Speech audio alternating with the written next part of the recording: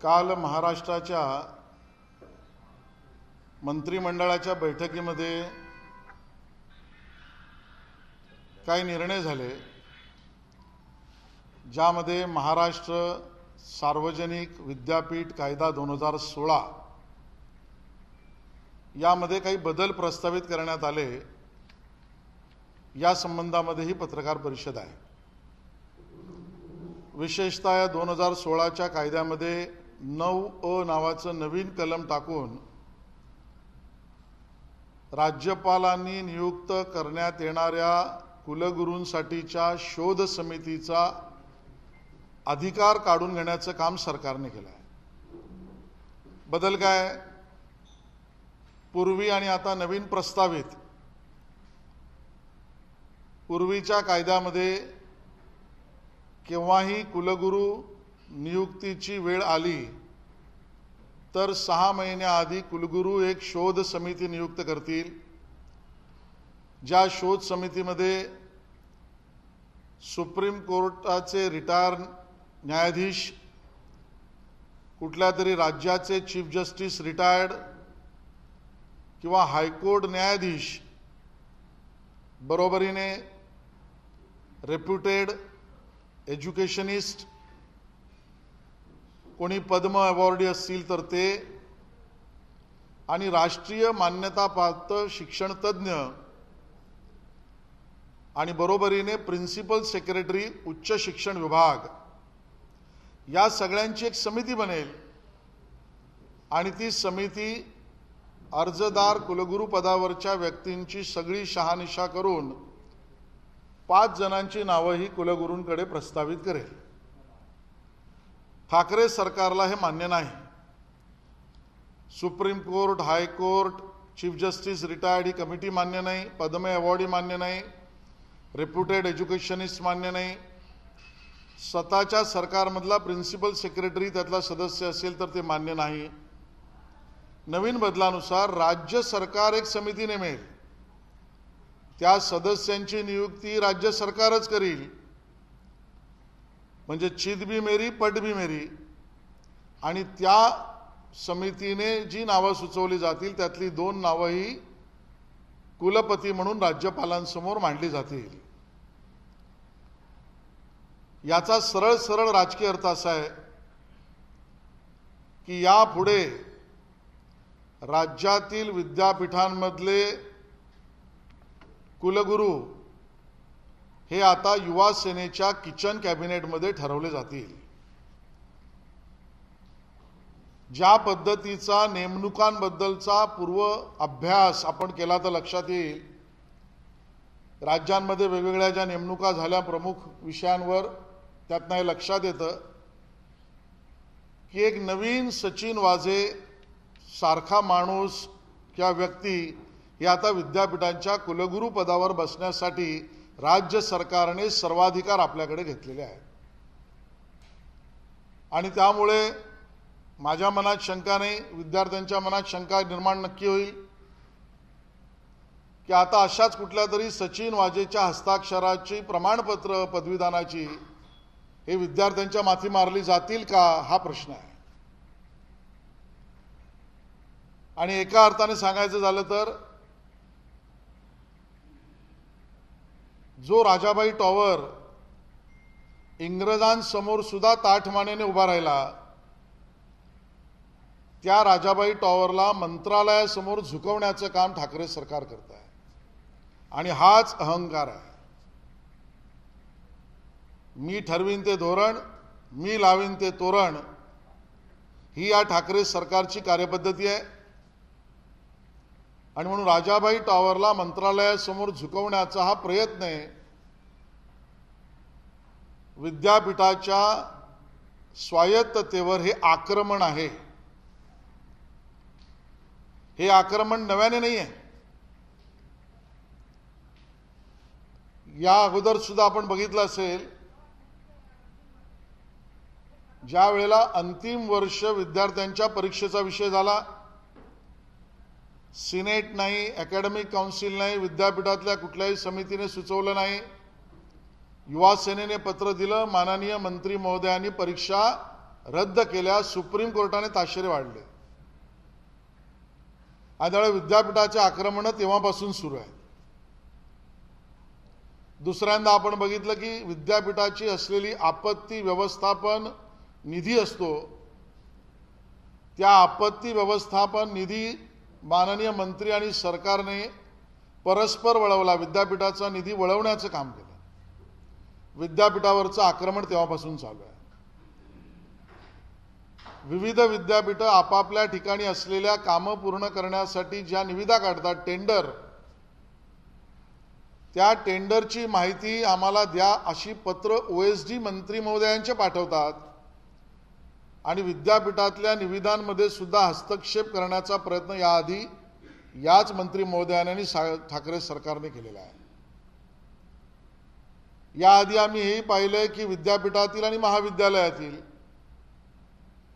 काही प्राध्यापक आपल्या आस्थापनावर घ्यायची, पण त्यांचा पगार मात्र विद्यापीठानेच दिला पाहिजे असे निर्णय घेऊन विद्यापीठाच्या निधी आणि हस्तक्षेपामध्ये त्यांनी वाढ केलेली आहे. हे ठाकरे सरकारनेच केलेलं आहे. आणि त्यामुळे अशा पद्धतीने विद्यापीठावर आक्रमणं जी चालू होती ती काल परवापर्यंत निधीपुरता होती, वसुलीपुरता होती. आता एक पाऊल पुढे टाकण्यासाठीची ही मुहूर्तमेढ आहे. आमच्या मनामध्ये शंका आहे, किंबहुना हे सत्य समोर येईलच. हे सगळे कुलगुरू आम्ही निमू, त्यांचा निष्पक्षपणाची नियुक्ती आम्हाला नको, विद्यापीठाचं स्वायत्तता नको, स्वतंत्र विद्यापीठाचा कारोबार नको. आम्ही ठरवू तेच. हे केवळ आमच्या मनातली शंका आणि जे सत्य समोर येईल ते म्हणजे हे प्रकार आता सुरू आहेत. कारण मुंबई विद्यापीठाची करोडो रुपयाचे मोकळे भूखंड आता लक्ष्य करण्याचं काम ठाकरे सरकारकडनं सुरू झालेलं आहे. काही बातम्या ऑलरेडी आल्याच आहेत. कुठल्या तरी SRAला काहीतरी भूखंडाबद्दल चर्चा चालू आहे. त्याबद्दल निर्णय जर गतीने घ्यायचा असेल तर आमचा कुलगुरू बरं असलेला बरा, हे तर नाही ना. काही परस्पर रजिस्टर, अनरजिस्टर, संहिता असलेल्या, संहिता नसलेल्या ट्रस्टना जागा वळवण्याचा प्रयत्न, विचार सुद्धा चालू आहे. आणि त्यामुळे भूखंड लाटण्यासाठीच्या मुहूर्तमेढासाठी असे विद्यापीठाच्या कायद्यामधल्या बदलाला सुरुवात झाली आहे. याचा आम्ही निषेध करतो आणि विद्यापीठ बचाव हा कार्यक्रम भारतीय जनता पक्षाच्या युवा मोर्चातर्फे घेण्यात येईल. या पद्धतीने कारोबार जर केला तर विद्यापीठाचं स्वतंत्रता तर जाऊ दे, पण राष्ट्रीय शैक्षणिक धोरणाला अपेक्षित जे विद्यापीठांनी करायला हवं, विद्यापीठ अनुदान आयोगाने जे विद्यापीठांनी अपेक्षित काम करायला हवं, याला हरताळ फासला जाणार आहे. बरं, माननीय मंत्री महोदयांना आमचा एवढाच प्रश्न आहे की तुम्ही जे घेतलेले सर्व निर्णय आतापर्यंत हे अधिकारांचं विकेंद्रीकरण करणारे आहेत की अधिकारांचं केंद्रीकरण करणारे आहेत? बरं, यामध्ये कुठलीही चर्चा कधी गुणवत्ता विद्यापीठांची कशी वाढेल, शैक्षणिक गुणवत्ता कशी वाढेल याबद्दल कधीच नाही. आणि त्यामुळे विद्यापीठांवरचा हा हल्ला आहे, घाला आहे. मी महाराष्ट्रातल्या सर्व नागरिकांना हात जोडून विनंती करतो की या विरोधामध्ये येणाऱ्या आपल्या भावी पिढीचं संरक्षण करण्यासाठी सरकार विरोधी वक्तव्य भारतीय जनता पार्टी विद्यापीठ बचाव हा कार्यक्रम यापुढे घेईल. दुसरी एक माहिती, आज केवळ माहिती आपल्यासमोर मी आणू इच्छितोय, कारण आजच मी महापालिकेच्या काही अधिकाऱ्यांशी बोललो आहे. वर्तमानपत्रामध्ये मी वाचलं, तुम्ही वाचलं असेल, करण जोहर यांच्या घरी काही पार्टी झाली आणि वाचनात हेही आलं असेल की त्या पार्टीमध्ये असलेल्यांपैकी तिघांना कोरोनाची लागण झाल्याच्या बातम्या या वर्तमानपत्रामधून आम्ही वाचल्या त्या सत्य मानून मी हे पुढे बोलतोय। जी माहिती मला कळाली, मी अधिकाऱ्यांशी बोलल्यावर सीमा खान, अमृता अरोरा, करीना कपूर यांना कोरोनाची लागण झाली। मी महानगरपालिकेला पत्रही लिहिलंय, फोनवरही बोललो आणि मी महानगरपालिकेला 3च प्रश्न विचारले। करण जोहर यांच्या घरी 8 तारखेला का केव्हा तरी जे काही उल्लेख असेल तो आपण सुधारणा करू शकतो। माझी जी माहिती मी ती मांडतोय। जी पार्टी झाली त्यामध्ये नेमके किती लोक होते,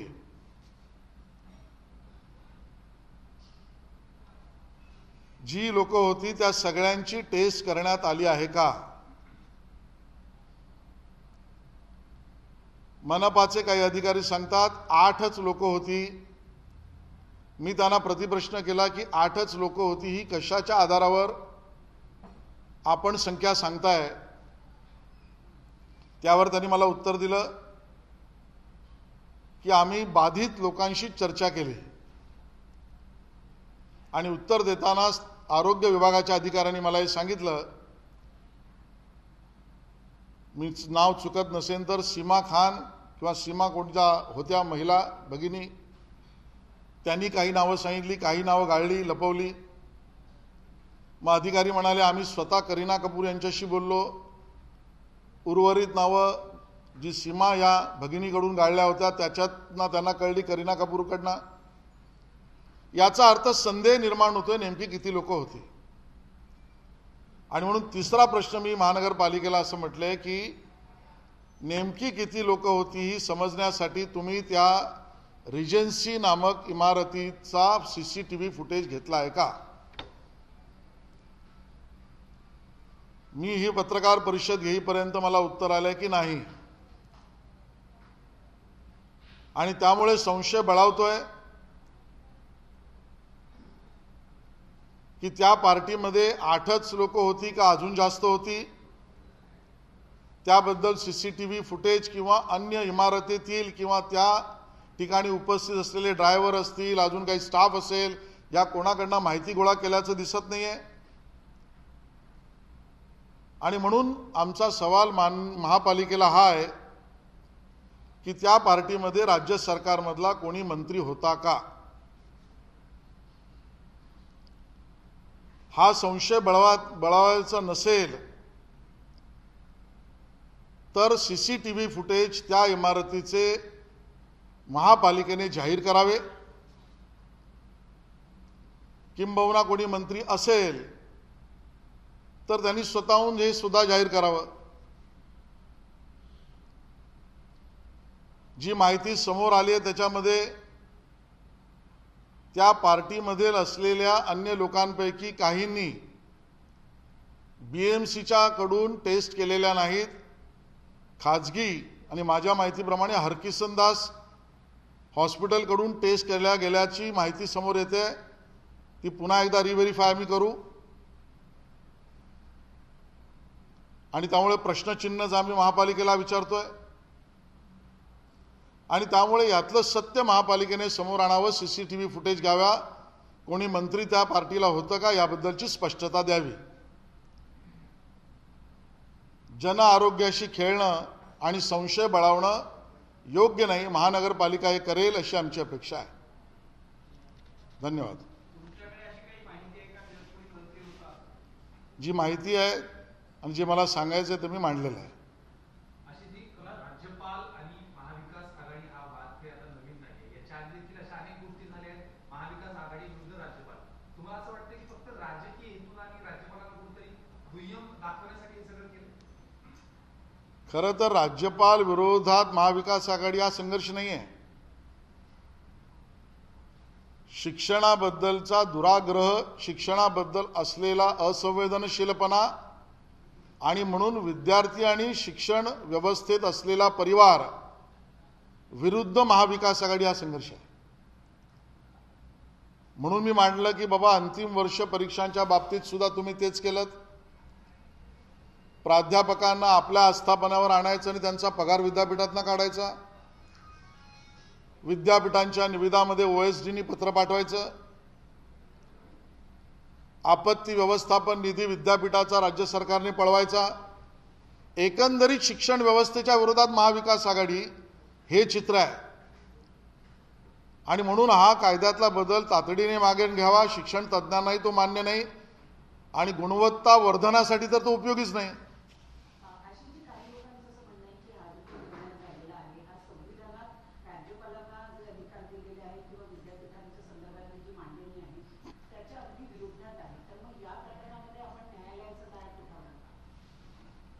खरं तर आपण हे समजून घेतलं पाहिजे की महाराष्ट्र सार्वजनिक विद्यापीठ कायदा 2016 ज्यामध्ये राज्यपालांच्या मार्फत नियुक्त करणाऱ्या शोध समितीला कुलगुरू नेमणुकीचा अधिकार ही अचानक आलेली गोष्ट नाही आहे. यासाठी सन्माननीय थोरात विद्यापीठ अनुदान आयोगाचे माजी सदस्य आणि संबंधित यांची समिती नेमली गेली आहे 2014-15ला. त्यांनी 6-8 महिने त्याच्यावर काम केलंय. मग विधानसभेमध्ये तो मसुदा, तो कायदा प्रस्तावित दाखल केला गेलाय, प्रेझेंट केला गेलाय. त्यानंतर दोन्ही सदनाच्या, विधानसभेच्या आणि विधान परिषदेच्या सदस्यांची संयुक्त समिती नेमली आहे. त्या संयुक्त समितीने याच्यावर चर्चा केली आहे आणि मग संयुक्त समितीने चर्चा करून मान्य झालेल्या विषयानंतर हा कायदा मंजूर झाला.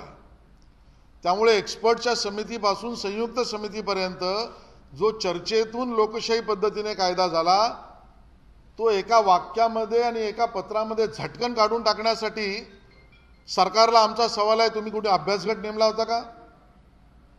कुठल्या विशेषज्ञाने तुम्हाला काही सांगितलं होतं का? त्या अभ्यास गटाचा काही अहवाल आहे का?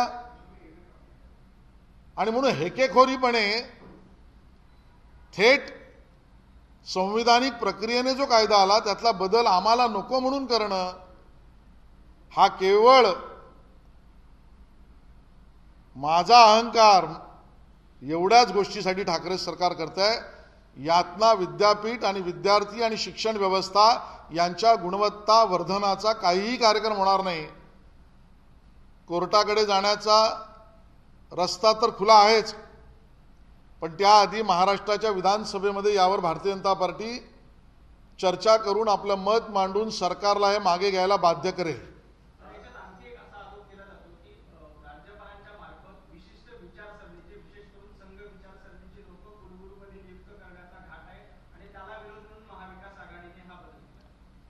मला असं वाटतं की हा आरोप अनाठही आणि चुकीचा आहे. युवा सेनेच्या किचन कॅबिनेटमध्ये किंवा शाखांमध्ये कुलगुरू ठरवण्यापेक्षा अगोदरची कार्यपद्धती विद्यापीठाला उपयोगीच ठरलेली आहे.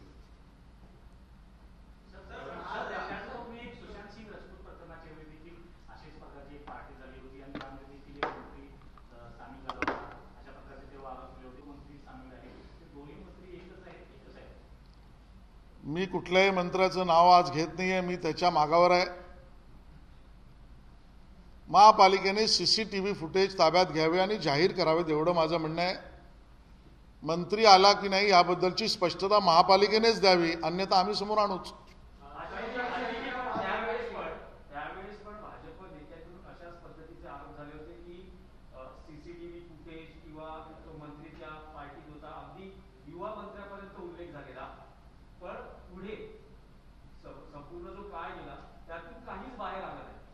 आज जी मी माहिती दिली आहे याबद्दल महापालिकेने स्पष्टता दिली तर दूध का दूध पाणी का पाणी होईल.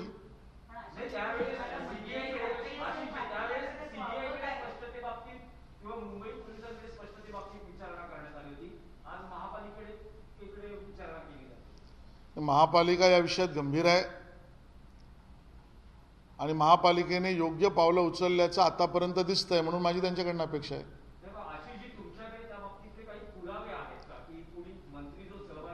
मी असं म्हटलं, आम्ही त्याच्या मागावर आहोतच. जी माहिती आहे ती पत्ररूपाने महापालिकेला मी लिहिलेली आहेच. महापालिकेने संशय बळावा असं काही करू नये आणि आतापर्यंत CCTV का घेतले नाहीत याचंही उत्तर द्यावं.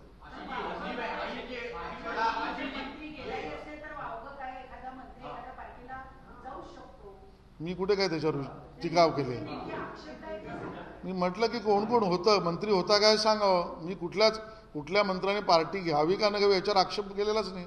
आशिषजी, ज्या पद्धतीने तुम्ही महापालिकेला आवाहन करता की त्यांनी माहिती जाहीर करावी, जे सहभागी झाले होते त्यांच्याकडून जी लपवाछपवी केली जाते, ही जी सगळी मंडळी आहे ही प्रतिष्ठित आणि कलाकार मंडळी आणि अपर क्लासची मंडळी आहे, त्यांना तुम्ही का आवाहन करत नाही? आणि तुमच्या मतदारसंघाची आहे, तुमच्या मतदारसंघात झालेला कार्यक्रम असा दिसतो. मला वाटतं स्वतः महापालिकेच्या अधिकाऱ्यांनी जेव्हा मला स्वतः फोनवर सांगितलं की सीमा नामक भगिनीने काय सांगितलं, करीना कपूरांनी काय सांगितलं, याच्यात लपवालपवी केली, त्यांनीच मला सांगितलं.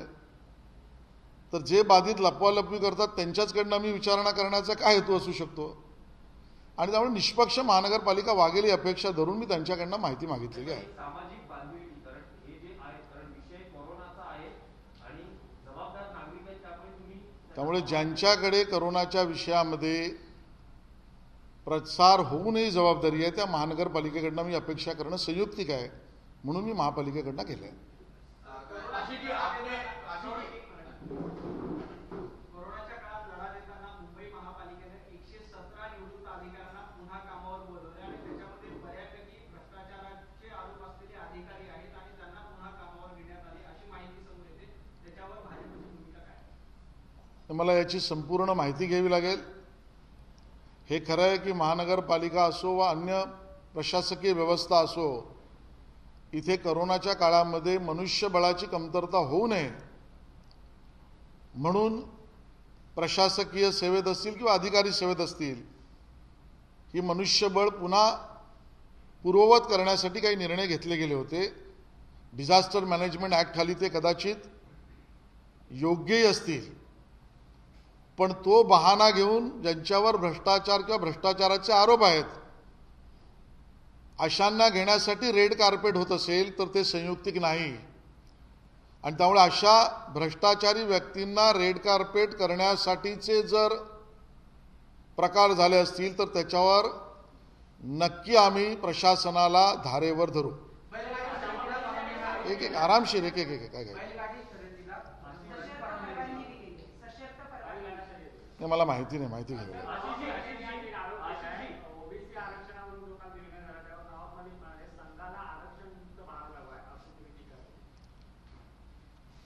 खरं तर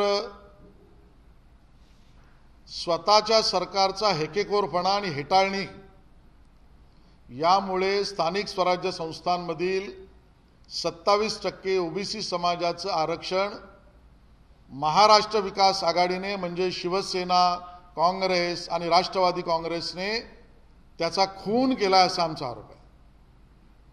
आणि या खून आरक्षणाचा केला याचं कारण केवळ हेकेखोरीपणा आणि हेटाळणी. हेकेखोरीपणा काय तर ज्या पद्धतीने 2019ला सर्वोच्च न्यायालयाच्या खंडपीठाने निवाडा दिला आणि त्यामध्ये ट्रिपल टेस्ट वर खरा ठरणारा इम्पेरिकल डाटा गोळा करा, सोप्या भाषेत सांगायचं तर एवढंच एका वाक्यातलं जजमेंट निवाडा सुप्रीम कोर्टाने दिला. अहंकार आणि सत्तेची मस्ती डोक्यात शिरल्यावर काय वागलं जातं तर हा हेकेखोरपणा जो ठाकरे सरकारने केला. विरोधी पक्षनेते देवेंद्र फडणवीसांनी 2019लाच सरकारला पत्र लिहिलं आणि सांगितलं की मागासवर्गीय आयोग नेमा, इम्पेरिकल डाटा गोळा करा, आरक्षणाच्या समर्थनातली कार्यपद्धती करा. आम्ही या 3 मागण्या केल्या. सरकारने काय केलं? ठाकरे सरकारने इम्पेरिकल डाटा आम्हाला केंद्र सरकारने द्यावा, जनगणनेची सांख्यिकी केंद्र सरकारने द्यावी आणि साथीच्या रोगामध्ये आम्हाला इम्पेरिकल डाटाचं काम करता येणार नाही, ही उत्तरं दिली. खरं तर आपण समजून घेतलं पाहिजे, लोकसंख्येची जनगणना आणि त्याचा सोशली इकॉनॉमिकली बॅकवर्ड योजनांसाठीचा उपयोग हे एका बाजूला आणि इम्पेरिकल डाटा आणि त्यातून ओबीसी समाजाला मागासलेपण सिद्ध करणारी सांख्यिकी ही दुसऱ्या बाजूला. हे दोन एक नव्हे. हे पहिल्या दिवसापासून ठाकरे सरकारला माहीत आहे. त्याच्या पुढचा भाग मी मांडतच नाही की 2011च्या जनगणनेमध्ये दोष किती आहेत हा मुद्दा जाऊ दे. त्या जनगणनेच्या किंवा सोशली इकॉनॉमिकल बॅकवर्डच्या आधारावर ओबीसी समाजाचं निवडणुकीला आवश्यक असलेलं ट्रिपल टेस्टचं मागासलेपण सिद्ध होऊ शकत नाही. आंब्याच्या झाडासमोर चिंच किती लागली विचारता येऊ शकत नाही. सन्माननीय भुजबळ साहेब, सन्माननीय वडेट्टीवार साहेब आणि नाना पाटोलेजी यांनी आंब्याच्या झाडासमोर उभं राहून चिंच द्या हे म्हटलेलं आहे. आणि हाच मुळा हेकेखोरपणा आहे. आणि हेटाळणी काय? केंद्र सरकार देत नाही, केंद्र सरकार देत नाही, केंद्र सरकार देत नाही. केंद्र सरकारचा याच्याशी काय संबंध? शेवटी कोर्टाने निवाडा दिला. आणि त्यामुळे लोकांची फसगत करायची, असंबंध बोलायचं, विपर्यास करायचा आणि त्यातून ओबीसी समाजाच्या 27% स्थानिक स्वराज्य संस्थांमधल्या निवडणुकीच्या आरक्षणाचा खून करायचा, हे पाप यांचं आहे. भुजबळ साहेबांनी प्रश्न उपस्थित केला, देवेंद्र फडणवीस साहेबांनी मग केंद्राला तेव्हा पत्र का लिहिलं होतं? अहो विपर्यास किती कराल साहेब? फडणवीस साहेबांनी केंद्राला जे पत्र लिहिलं त्यावेळेला कोर्टासमोर जी केस होती ती 50% वरचं आरक्षण समर्थनीय करण्यासाठीची होती. त्यासाठी जनगणनेचा अहवाल मागितला होता. 50% आतमध्ये असलेल्या 27% ओबीसीच्या मागासलेपणाला ट्रिपल टेस्ट प्रमाणे देणाऱ्या आरक्षणाची केस नव्हती. त्यामुळे स्वतःचं नाकर्तेपण दुसऱ्यावर आरोप करून झाकता येत नाही. आणि म्हणून हा खून ठाकरे सरकारने आरक्षणाचा केलाय, नवाब मलिक साहेबांच्या सरकारने केलाय. आमचे त्यांना थेट सवाल आहेत की 2019चं जजमेंट तुम्ही का वाचलं नाही? हे सरकार दृष्टीहीन, बुद्धिहीन, दिशाहीन आहे. मी दृष्टीहीन यासाठी म्हणतो की त्या ट्रिपल टेस्टचं जजमेंट 2019ला आलं होतं ते तुम्ही वाचलं का नाही? मी बुद्धिहीन या सरकारला यासाठी म्हणतो की ते जजमेंट, त्याच्यानंतर माननीय विरोधी पक्षनेत्यांनी लिहिलेला पत्र, सभागृहात केलेली चर्चा, त्यानंतर झालेली बैठक, यातला जो असलेला सगळा निघालेला जो परिपाक आहे त्याच्यावर कायदेशीर सल्ला घेतला नाही, हे बुद्धिहीनता आहे. आणि दिशाहीन यासाठी म्हणतो, जे काम आता आपण 3 महिन्यात करू म्हणत होतात ते गेल्या 2 वर्षभर तुम्ही दुसरीकडे दिशादर्शन, अंगुली दर्शन करत होतात, म्हणून दिशाहीन आहात. आणि त्यामुळे ओबीसी समाजाच्या या आरक्षणाचे मारेकरी आणि खून करणारी मंडळी ही ठाकरे सरकारमध्ये बसली आहेत. आणि माझं म्हणून आव्हान आहे, तुम्ही आमच्या ओबीसी समाजाचं 27% निवडणुकीतलं आरक्षण आणि त्यांची पदं संरक्षित करू शकला नाहीत तर सन्माननीय भुजबळ साहेब, सन्माननीय वडेट्टीवार साहेब, तुम्ही तुमचा पदत्याग करणार आहात का? जर ओबीसी समाजाच्या निवडणुकीच्या पदाला तुम्ही संरक्षित करू शकला नाहीत तर त्यासाठी तुमचा पदत्याग करणं अपेक्षित धरणं अयोग्य आहे का? धन्यवाद.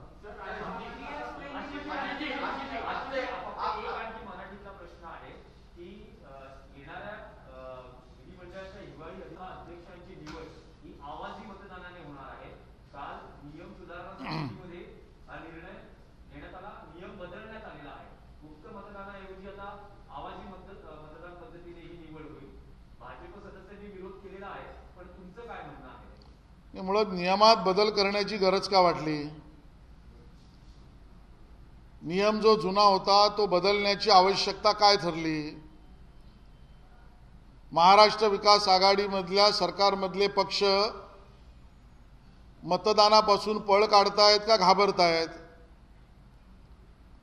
आपली मतं फुटतील म्हणून त्यांच्या मनात चिंता आहे का त्यांना याची पूर्ण माहिती आहे? आणि म्हणून जे चिंताग्रस्त आहेत, जे घाबरलेल्या मनस्थितीत आहेत, अशाच लोकांनी नियम बदलाचा प्रस्ताव केला आहे असं आमचं म्हणणं आहे.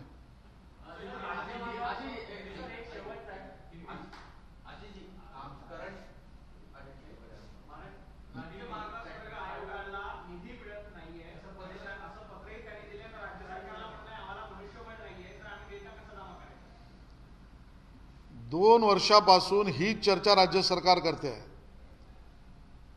सक्षम सरकार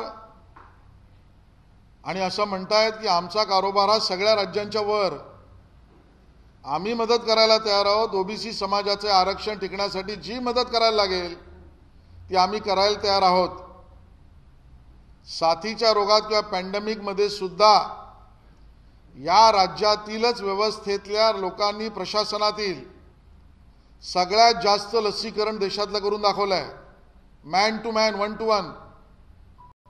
जर इतकी क्षमता आमच्या अधिकाऱ्यांमध्ये आणि व्यवस्थेतल्या लोकांमध्ये आहे, हे सिद्ध झाल्यानंतर सुद्धा ओबीसी समाजाच्या आरक्षणाचा विषय आल्यावर मात्र या साथीच्या रोगाच्या किंवा पॅन्डेमिकच्या काळामध्ये त्यांच्या कार्यक्षमतेवर प्रश्न उपस्थित का केला जातोय? कारण इच्छाशक्तीचा ठाकरे सरकारमध्ये असलेला अभाव आहे. आणि म्हणून या सगळ्या गोष्टी सुटू शकतात, सुटल्या पाहिजेत. तुमच्या इच्छाशक्ती असेल तर कामाला लागा, आम्ही तुम्हाला समर्थन देऊ.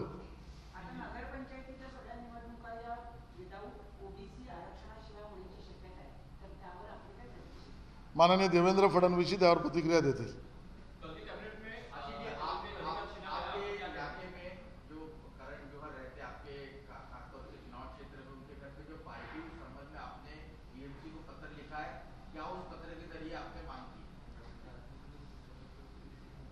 जो प्रिंट मीडिया और इलेक्ट्रॉनिक मीडिया में जानकारी सामने आई है, करण जौहर इनके घर पे पार्टी हुई थी और जो बताया गया है, जो सामने आया है, उसमें उसी पार्टी में जो नाम मेरे सामने बताए गए शायद वो सही होंगे. सीमा खान, अमृता अरोरा, करीना कपूर, इनको कोरोना की लागत हुई और ये जब छपके सबके सामने आया तो उसके बाद मैंने पत्र महानगर पालिका को लिखा और स्वयं बात भी की और मैंने सवाल पूछे कि उनके घर पे पार्टी में कितने लोग थे. जो जानकारी बताई गई 8 लोग थे. हमने सवाल पूछा ये 8 ही लोग थे, ये जानकारी पर आप कैसे पहुंचे? तो हेल्थ अधिकारियों ने हमें कहा है कि पहले सीमा नाम के किसी व्यक्ति ने बताया कुछ नाम नहीं बताए. फिर करीना कपूर जी से महानगर पालिका लोगों ने बात की, उन्होंने बचे हुए नाम बताए. इसका मतलब कहीं ना कहीं कितने नाम थे और कौन थे इसके बारे में संदेह है. हमने महापालिका से यह भी पूछा है कि इसकी पुख्ता जानकारी लेने के लिए उस बिल्डिंग के रीजेंसी टावर या जो भी नाम है उस बिल्डिंग का, उसका सीसीटीवी फुटेज पूरा आपने लिया है क्या, या वहां होने वाले ड्राइवर, स्टाफ या उस बिल्डिंग में रहने वाले अन्य लोगों से जानकारी ली है क्या? जो टेलीफोनिक मुझे बताया गया, ऐसी कोई भी जानकारी अभी तक महापालिका ने नहीं ली. और इसके कारण हमने महापालिका को सवाल पूछ रहे हैं, क्या उस पार्टी में 8 या 8 से ज्यादा लोग थे? वो कौन थे? और उसमें राज्य सरकार का कोई मंत्री था क्या? इस प्रकार का शक और पुख्ता न बने, इसके लिए महानगर पालिका ने सीसीटीवी फुटेज वहां का लेना चाहिए और वो पब्लिक भी करना चाहिए. ये हमने मांग रखी है. कोरोना को लेकर जनता की चिंता और इस प्रकार के शक को पुख्ता न बनाया जाए, इसके लिए इसकी जानकारी सार्वजनिक करनी चाहिए, हमारी मांग है. महानगर पालिका ऐसा करेगी, ये मेरी अपेक्षा है. एक सवाल और है कि उत्तर प्रदेश में लखीमपुर खीरी की जो घटना हुई, वहां पर केंद्रीय मंत्री अजय टेली से जब एसआईटी ने उनके बेटे पर नए धाराएं लगाई, उस पर पत्रकारों ने सवाल किया तो लगातार उन्होंने वहां पर बदसलूकी की. तो वीडियो भी वायरल और कल से ये चर्चा जो है पूरे देश भर में छिड़ी हुई है. आप इस घटना को कैसे देखते हैं? क्या इस तरह का बर्ताव केंद्रीय मंत्री ने करना चाहिए? और दूसरा, अगर उन्होंने किया है तो क्या उन पर कार्रवाई सरकार ने ये केंद्रीय स्तर का विषय है और हमारे केंद्रीय प्रवक्ता इसके ऊपर प्रतिक्रिया देंगे।